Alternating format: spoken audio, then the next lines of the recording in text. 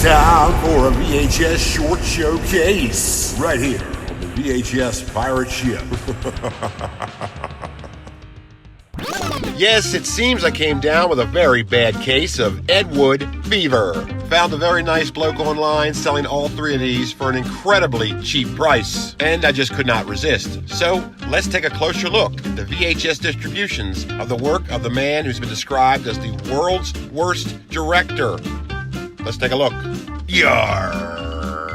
Yes, Edward D. Wood Jr., the world's worst director, or at least that is his legacy. Though I don't think that's very fair. Yes, these movies are pretty much unwatchable, but he had a passion for what he was doing, even if he wasn't very good at it. And there is an endearing charm to Ed Wood's work nowadays, and he's pretty beloved for his shitty films. And though he became a pop icon of sorts, these movies are still pretty unwatchable. But we can certainly appreciate his zeal. And in my opinion, there are worse directors, like Michael Bay, for example, and the only difference between Michael Bay and Ed Wood is the size of the budgets that they had to work with. Now, Ed Wood had fallen into the chasm of obscurity, and then in the mid-90s, there was a resurgence of interest in his films. Though maybe resurgence isn't the right word, because that would imply that there was an interest in his films to begin with. So,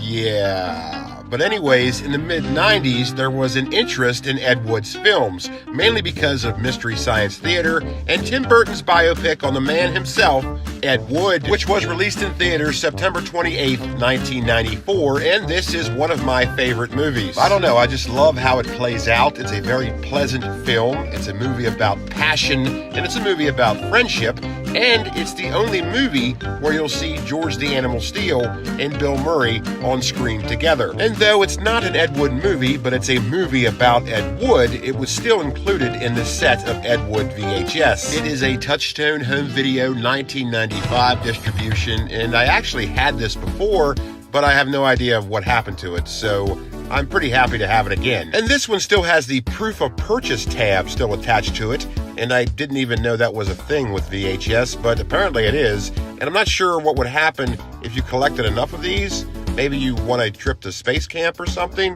I don't know. Now, upon the newfound popularity of Ed Wood, Rhino Home Video released the Ed Wood Collection, and it all started with this 1994 distribution of Plan 9 from Outer Space. And this is a very nice addition to my VHS collection. It still has the cellophane on it. Though it has been opened, it is still in mint condition, because I'm guessing they only watched this once, if at all. Very good shit. And then we have a 1995 distribution of Ed Wood's first foray into filmmaking, Glen or Glenda. And this quote-unquote movie was supposed to be called I Changed My Sex. But then, upon writing the script, Ed Wood changed the name, and this film would become a prime example of his imagination getting the better of him, because this is a very bizarre movie. But it exists, and it would be part of the Rhino Home Video Ed Wood collection, and now I have it. And last but certainly not least, there is Bride of the Monster, a 1995 distribution, again,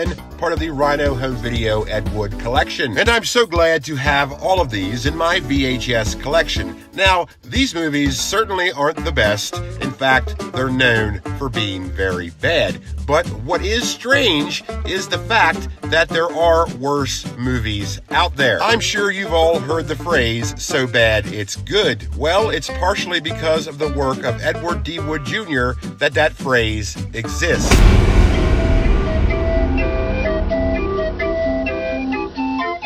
The VHS pirate ship.